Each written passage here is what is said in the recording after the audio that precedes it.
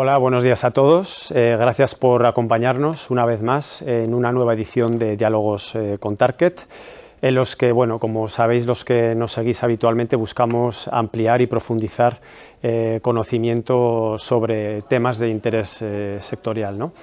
En esta ocasión, y principalmente impulsado por un estudio llevado a cabo por Target, que explora cómo podemos responder a las necesidades cambiantes y prioridades cambiantes de propietarios, ocupantes e inversores por igual en el sector de la construcción, queremos discutir cómo los nuevos conceptos de edificación pueden contribuir a ayudar a mejorar, ¿no?, la calidad de vida en las ciudades, de manera sostenible y además de manera rentable, gestionando además, bueno, pues un equilibrio entre personas y planeta.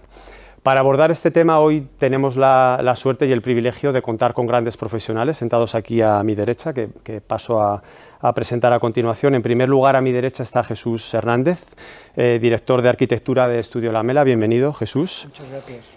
Jesús es arquitecto por la Universidad Politécnica de Madrid, especializado en edificación. En el estudio ha trabajado en proyectos como el proyecto y obra de la T4 del aeropuerto Madrid-Barajas, en el Parque Empresarial de la Expo Zaragoza, por ejemplo, la nueva sede de Airbus, la remodelación All World Offices Building en Londres o la nueva terminal del aeropuerto de Schiphol en Ámsterdam, entre otros muchos proyectos nacionales e internacionales. De nuevo, gracias, Jesús, por acompañarnos. Muchas gracias por invitarnos. A su derecha tenemos a Cristina Mateo, vicedecana en IE School of Architecture and Design. Es especialista en etnografía urbana, creación de marca, comunicación y transformación digital. Gracias, Cristina, por estar con nosotros. Gracias por invitarme. Cristina se formó en Ciencias de la Información. Es doctora en Sociología por Goldsmiths College University of London, tiene un Executive MBA de IE Business School y es especialista además en etnografía urbana. Antes de unirse al IE, Cristina fue directora de Planificación Estratégica en la Fundación Siglo, Departamento de Cultura y Turismo de Castilla y León, y trabajó en el Ayuntamiento de Madrid para la Oficina de Estrategia y Acción Internacional Madrid Global. En este caso, su trabajo se centró en gestionar la marca de la ciudad a través de una estrategia de participación en grandes eventos como, por ejemplo, los Juegos Olímpicos o exposiciones universales. Y por último tenemos a Pablo Méndez, es director comercial en Target, vinculado a la marca desde hace más de 18 años. Pablo es licenciado en Ciencias Económicas y Empresariales por la Universidad de Vigo, máster en Dirección Comercial y Marketing por ESIC y actualmente y desde hace 4 años director comercial en Target. Gracias por acompañarnos a los tres, a vosotros especialmente por acercaros a nuestra casa. Bueno, empezando pues por donde hay que empezar, por el punto de partida y el contexto actual, ¿no?, y un poco el objetivo que tenemos en este coloquio de hoy.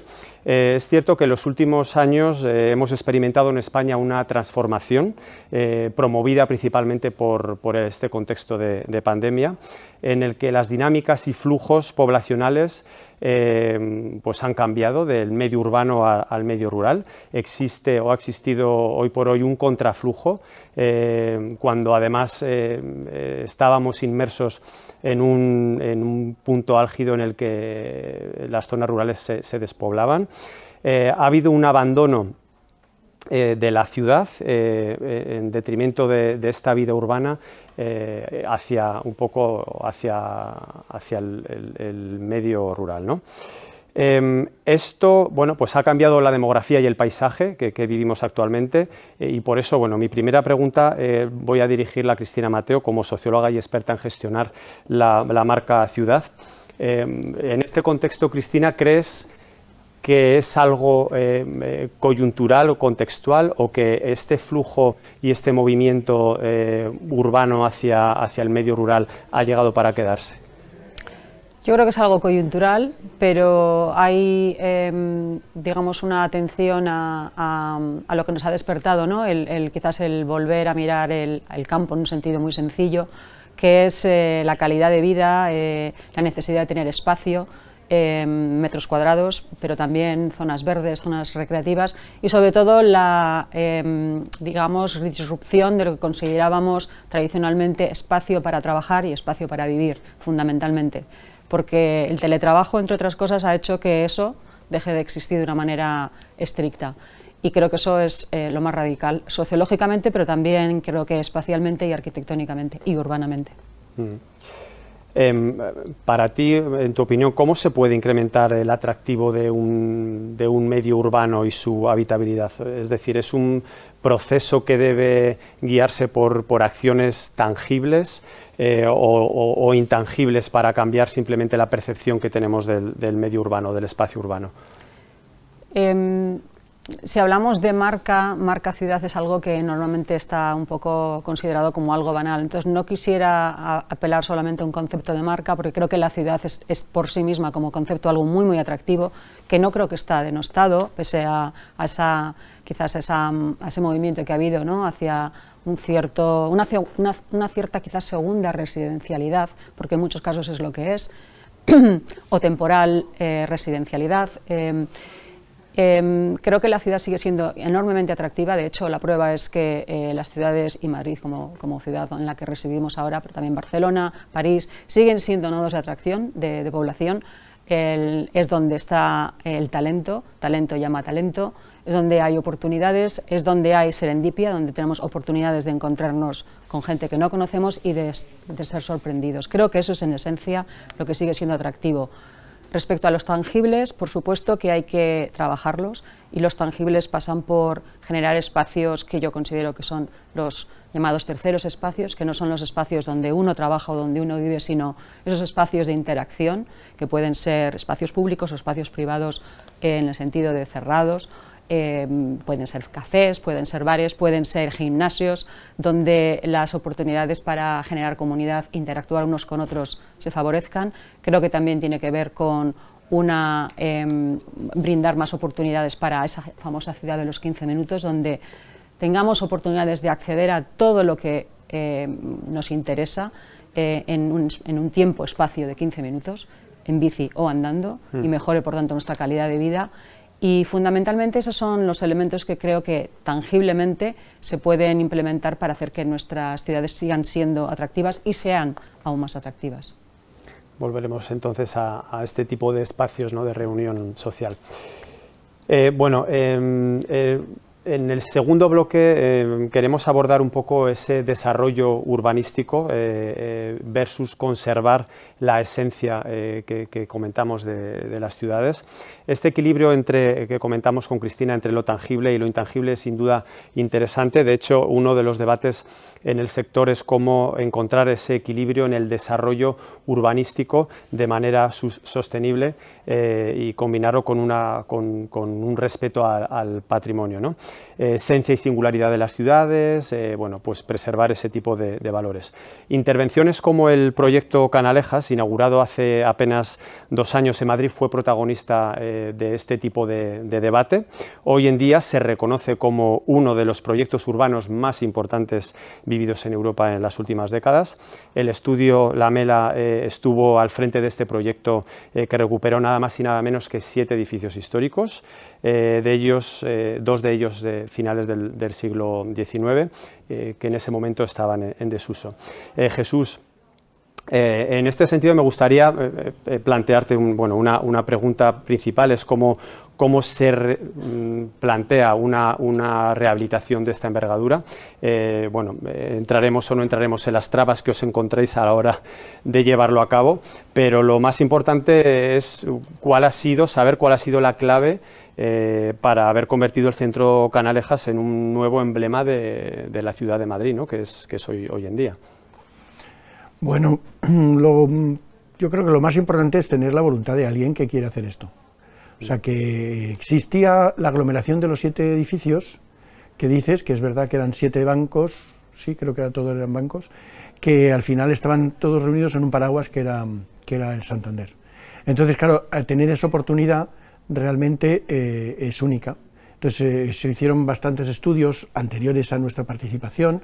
Nosotros empezamos con esta idea por clientes que estaban intentando comprarlo en el año 2004 y se ha inaugurado en el 20, o sea que es un estudio de largo alcance. Lo que pasa es que lo más importante que llega a Canalejas es que estaba en plena ciudad, o sea, a principios del siglo XX era el centro financiero de Madrid, entonces claro, ya tenías mucho andado, y los edificios pues son algunos más notables que otros, los que todos conocemos, el de la Plaza Canalejas, el de Alcalá 14, que es el que tiene el elemento central, el elemento de remate, que es lo que es más característico, y después hay otros edificios que son más modernos y más del siglo XX, pero tienen cierto interés. Había uno muy interesante que era el Banco Zaragozano, que tenía una altura que se empezó a edificar antes de la Guerra Civil Española y tenía 14 plantas de altura, pero se cortó después de la guerra y eres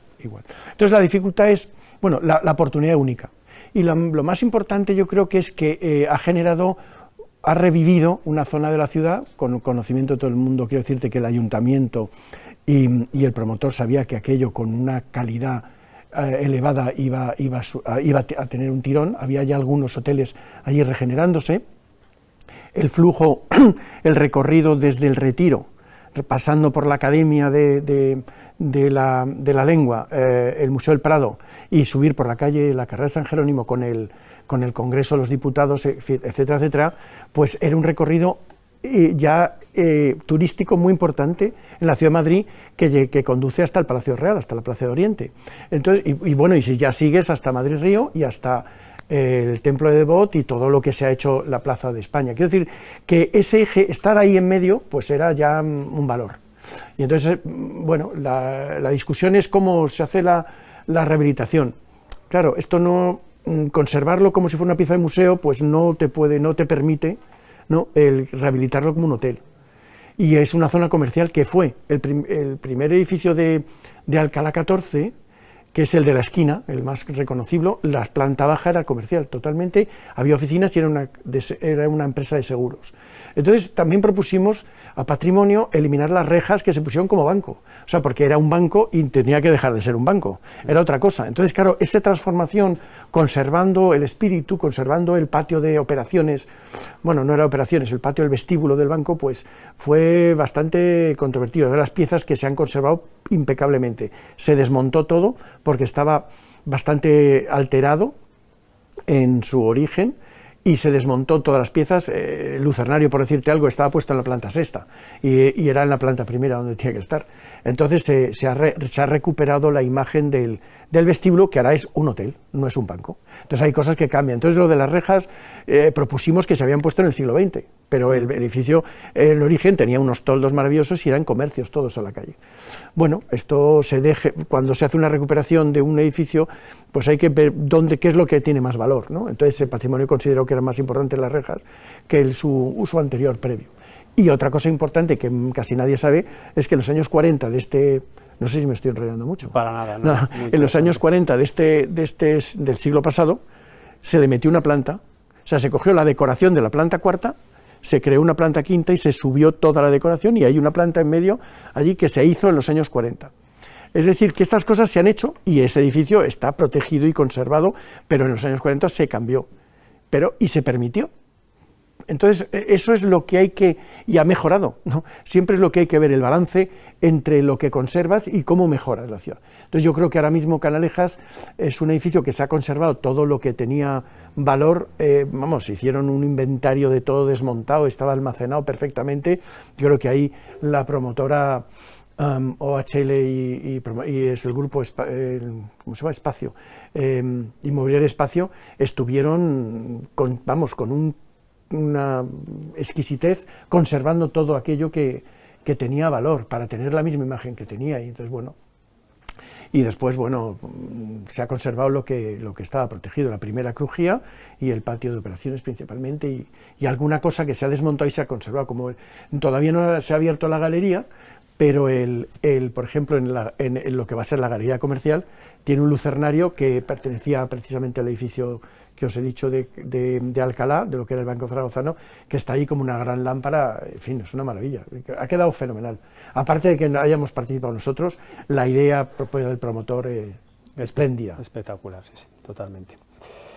Lo comentábamos un poco al principio del inicio del diálogo, ¿no?, entre nosotros. El objetivo de este tipo de diálogos es contribuir al avance del sector, tanto en la investigación de materiales como experiencia aplicada a distintos ámbitos de interés para la industria, ¿no?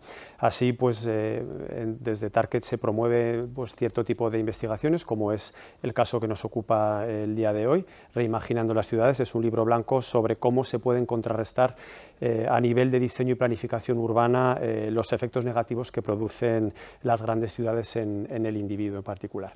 Espacios verdes y zonas de encuentro social son claves, evidentemente, para favorecer un sentimiento de pertenencia, pero esto, un poco enlazando con lo que decía Jesús, es relativamente fácil de integrar en una obra nueva, pero en un espacio que ya existe, o una zona que ya está establecida. ¿Cómo, de qué manera se aborda ese reto, Jesús?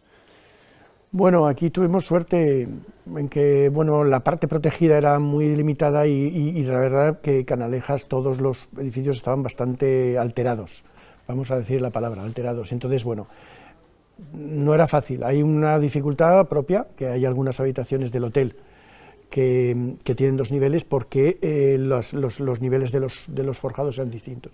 Entonces, claro, el pasillo tiene que ser para servicio continuo y las habitaciones, el desnivel se ha hecho con 2 alturas en algunas de las habitaciones. Entonces, bueno, eso es una complicación que, bueno, que en otros es una oportunidad para otros hoteles porque da una riqueza que a lo mejor no tiene el hotel estándar, ¿no?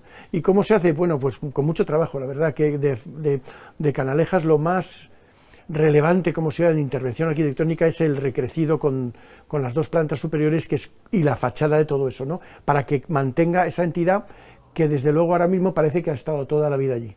Si lo ves y dices, pues mira, era así de alto, no me acordaba, porque si tú ves una foto de antes y después, realmente la parte, lo que ha crecido las 2 plantas, que es donde están las viviendas, realmente es una fachada que se ha cuidado muchísimo y está integrada en el edificio, que es todo el mundo patrimonio, el ayuntamiento, el promotor, querían que aquello tuviera esa categoría. Entonces no es tan complicado, en ese sentido hay que trabajar mucho y tener muchos ejemplos. En Europa hay infinidad de ejemplos de cosas que se han hecho similares y es que han quedado una maravilla, o sea, ha quedado fenomenal y se usan y ha regenerado la ciudad. Y en lugar de tener un edificio un poquito ahí conservado de aquella manera, en medio. Bueno, hablábamos también, ¿no?, el papel de cada uno de los, pues de los intervinientes en el sector, en la industria de la construcción y de la edificación. Queremos incluir en este tipo de coloquios la visión arquitectónica, la visión académica, ¿no?, que nos puede aportar también Cristina, la visión del industrial, ¿no?, que es la que también queremos aportar o podemos aportar nosotros. Uno de los factores que destacamos es la necesidad de crear, como comentamos, espacios más sostenibles, ¿no?, que pongan en el centro tanto a las personas como la protección del medio ambiente. Es el objetivo. En el análisis de Reimaginando las ciudades hablamos o extraemos como una de las observaciones en este estudio que hemos llevado a cabo a nivel europeo, que los materiales respetuosos y la ecoconstrucción, es decir, la construcción de manera sostenible, son también factores importantes para mantener el atractivo de las ciudades. Y en este caso, ya por último, en cuanto a la visión industrial, Pablo, me gustaría dirigirte esta pregunta, ¿no? ¿Es cierto que ya no se entiende la transformación de espacios sin incluir la sostenibilidad ambiental como parte fundamental del proyecto? ¿Qué opinas al respecto? Sí, efectivamente, tú lo decías, al final, hoy en día todo parte del ecodiseño, ¿no? Entonces, sí que es cierto que cada vez más observamos que las personas que están involucradas, en este sentido, aquí nos referimos más a inversores, propietarios, inquilinos, pues cada vez toman más decisiones y sus decisiones están basadas en el modo en el que viven, ¿no?, en el modo en el que viven actualmente, que ha cambiado mucho con respecto al que vivían hace unos años. Entonces, sí que es cierto que en este sentido observamos que los nuevos desarrollos inmobiliarios pues al final están basados, ¿no?, en unas edificaciones que al final pues son más responsables, son más ecológicas y respaldan todo este contexto actual en el que nos movemos. ahí sí que se nos exige o se nos debería exigir a constructoras y a fabricantes industriales que trabajemos de una manera pues muy alineada para conseguir optimizar todos los recursos y toda la eficiencia, ¿no?, que podemos optimizar de lo que se denomina la economía circular. En este caso, pues más específicamente lo que es la construcción circular, ¿no? Entonces, sí que en este sentido trabajamos para impulsar de una manera clara desde el inicio, desde la concepción, desde el ecodiseño de la fabricación, el diseño de los materiales, hasta ya no solo su construcción, sino en toda la vida del edificio, que consigamos de una manera clara y directa optimizar todos estos recursos. En este sentido, desde Tarkett llevamos trabajando desde hace más de una década en un programa que se llama el programa Restart, y en este programa lo que hacemos es ir más allá de un reciclaje puro, sino que lo que hacemos es trabajar en un contexto de suprarreciclaje, consiguiendo retirar todos los materiales que han sido instalados hace años, X años, en las distintas instalaciones, y tras un proceso de triaje llevarlo a nuestras plantas, donde conseguimos que estos materiales entren a formar parte N veces de la vida de los productos, para así conseguir pues, una eficiencia pura en la optimización de esos recursos, ¿no? Con lo cual sí que para nosotros es un elemento capital, ¿no? Hablando del tema de los materiales, ¿no?, también es importante efectivamente poner al servicio de la industria de la edificación materiales que respondan a las necesidades actuales. ¿Cómo han evolucionado ese tipo de materiales o en composición o en reciclabilidad, o no sé, qué avances ha habido en ese sentido para poder responder a estas necesidades o a esta demanda del sector de la construcción? Pues efectivamente, antes los materiales estaban más amparados en prestaciones técnicas puras y en aportar un diseño, incluso un confort, y ahora pues damos ese paso de calidad, ese paso de crecimiento, y tratamos de que al final pues consigamos aportar un bienestar a las personas, pero no solo hoy, sino a las personas también del futuro, consiguiendo aportar a la consecución de un planeta que sea mejor. ¿Y esto cómo lo hacemos? Desde Tarkett pensamos que hay que impulsar y conseguir seguir desarrollando nuestros productos bajo una filosofía amparada en los principios Cradle to Cradle, que son los principios de la cuna a la cuna, con lo cual conseguimos que prácticamente el 100% de todos nuestros procesos y todos nuestros materiales estén evaluados por EPEA, que es una agencia que lógicamente mira y vela por el fomento de la sostenibilidad. Y en este sentido también somos muy rigurosos en que todos los productos cumplan con todas las exigencias y normativas en cuanto al límite, en cuanto a las emisiones de compuestos orgánicos volátiles, donde tratamos de que sean 100 veces inferiores a lo que cualquier normativa europea nos exige. Y también desde hace más de una década impulsamos una construcción y una fabricación de nuestros materiales que estén absolutamente exentos y libres de ftalatos, para conseguir aportar un bienestar, un confort y un planeta más saludable, no solo hoy, sino también en el futuro. Bueno, hay un componente, hablamos de personas, y cuando hablamos de personas hablamos de un componente social, así que ahí voy a dirigirme a ti, Cristina. Hablamos de elecciones que el usuario ya realiza de manera más consciente, ¿no? Sabiendo que elige, qué quiere, qué necesita. ¿De qué manera podemos abordar el aspecto social a la hora de realizar este tipo de elecciones conscientes, ¿no?, de todo, materiales, entorno, vivienda, etcétera? Bueno, nosotros, yo represento a iUniversity, y dentro de iUniversity a la Escuela de Arquitectura y Diseño, y vemos claramente en nuestros propios estudiantes la evolución, ¿no? Creo que la sostenibilidad está completamente integrada, no es algo que sea como un elemento en el que se tenga que pensar de forma artificiosa o desde fuera, sino que la gente de alguna manera viene ya con ello puesto, ¿no? Sí, entonces me gustaba cuando hablaba Pablo, porque creo que es que tenéis que hacerlo, porque la demanda está ahí, la gente lo está pidiendo, primero porque probablemente sus hijos ya en gran medida viene de abajo arriba, ¿no? Y nunca mejor descrito.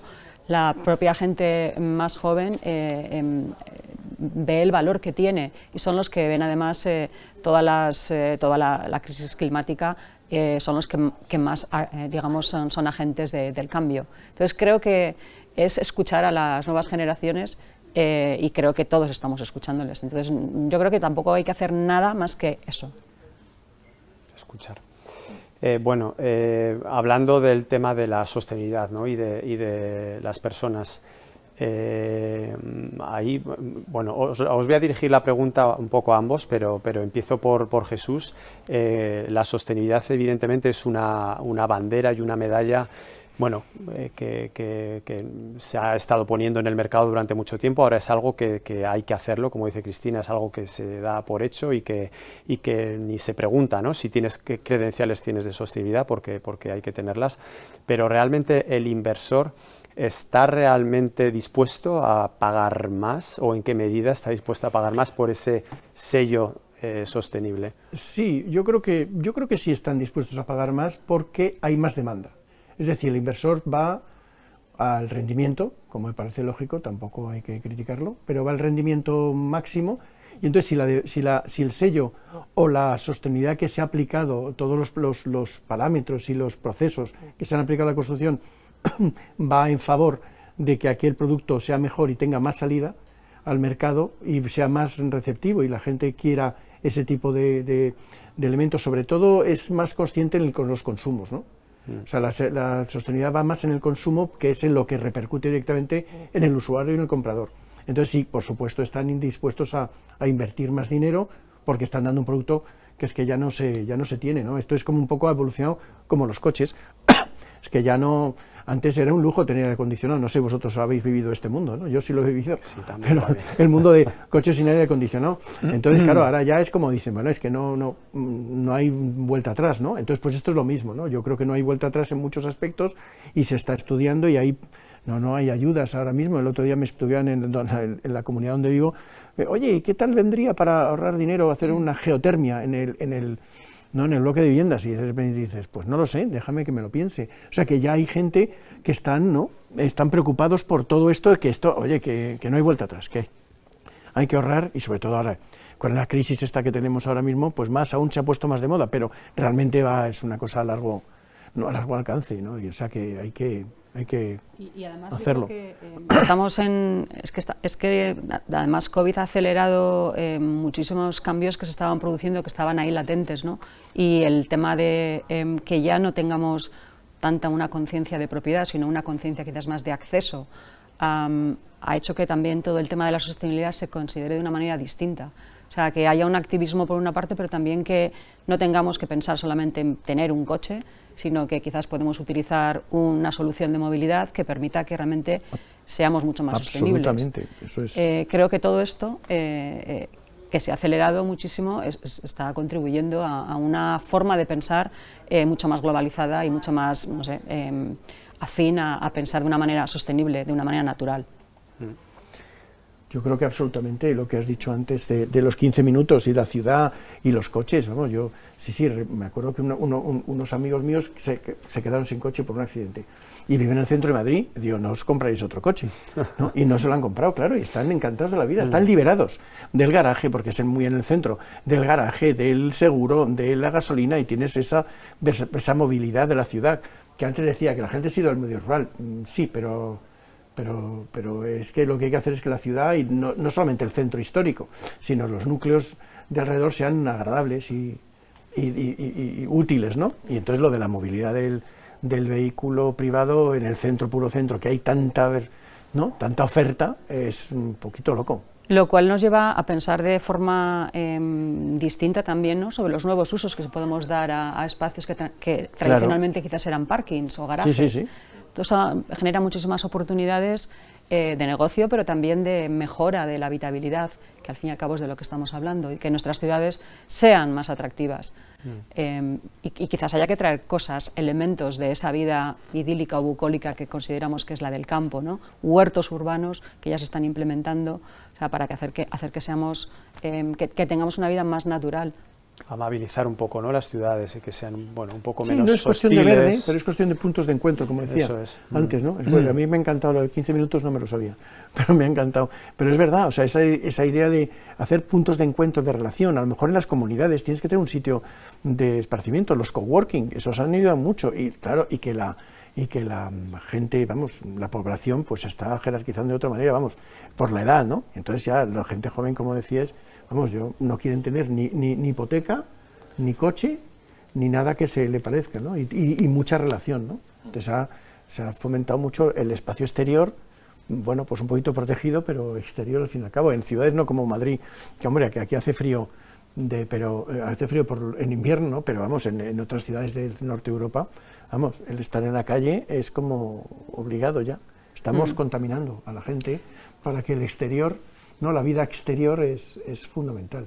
Lo que tenemos que hacer es que la gente que no es joven solo, sino aquellos que son quizás más, no sé si llamarlos ancianos, no se queden aislados, no se queden, Eso es fundamental. que tengan también un gueto, esa, ¿no? Un gueto de estos son mayores, no que se tengan pueden esa mover. oportunidad también de acceder a la ciudad de los 15 minutos, que es esa ciudad también que es amable, pero que a la vez es socialmente sostenible, que hace que lo que decía Jane Jacobs, ¿no?, que tengamos ojos en la calle, y que es lo que va a permitir que la gente pues se vea unos a otros y, pues sé que fulanito y menganito está bien, porque los veo, porque sé que están bien, puedo hablar con ellos. Que es la vida más rural, ¿no?, que dices, ¿no? Claro. De la calle mayor esa, Sí. y la plaza que te encuentras al de siempre. Sin y el día que no- idealizarlo tontamente, Sí. creo que eso es algo absolutamente aspirable, y creo que es a lo que tenemos que tender, y una vertebración de una ciudad de esa manera pues es algo positivo. En cuanto ya, para ti, Pablo, esta pregunta en cuanto a la versatilidad, un poco el cambio de los espacios interiores, ¿no?, que también hablamos, pues, por esa transformación, bueno, pues de las familias, de la vida en la ciudad, de introducir el exterior en el interior, etcétera. ¿Qué tipo de soluciones, o cómo ha evolucionado el tipo de solución que aportáis para responder a esa necesidad de versatilidad o de multifuncionalidad de espacios, etcétera? Sí, pues claramente aportamos soluciones versátiles, en el sentido de muy fáciles de instalar, muy fáciles de renovar, muy fáciles de mantener, y que al final pues te valen para distintos usos y para distintas aplicaciones. O sea, la instalación más tradicional, pues entre comillas, está cayendo un poco en obsolescencia, y se está pues apostando por soluciones más modulares, sin necesidad de aplicaciones de adhesivos, que van muy en la línea con todo el concepto de filosofía Cradle to Cradle, de sostenibilidad, 100% reciclables, con un alto contenido de material reciclado en construcción, y que al final pues aportan que sean espacios ante todo vivos, dinámicos, abiertos y muy versátiles. Bueno, pues yo no sé si tenemos alguna pregunta. Creo que no tenemos ninguna pregunta. Se nos acaba el tiempo. Bueno, pues por mi parte simplemente concluir un poco, ¿no?, hacer un pequeño esbozo de lo que venimos hablando. Finalmente se trata pues de hacer ciudades más amables, ¿no?, menos hostiles, y finalmente pues de menos impacto, ¿no?, más cercanas a las personas, y buscando el equilibrio entre esto que hablamos, ¿no?, personas y planeta. Por nuestra parte, nada más que agradecer a nuestros ponentes y a nuestros invitados, que, como decía al principio, que os hayáis acercado a nuestra casa, por arrojarnos luz en temas de interés para todos, y agradeceros a los que estáis al otro lado por seguir este tipo de coloquios, que no tienen sino el objetivo principal de promover y activar el sector y la industria. Gracias de nuevo por seguirnos, y nos vemos en el próximo Diálogos con Target. Muchas gracias.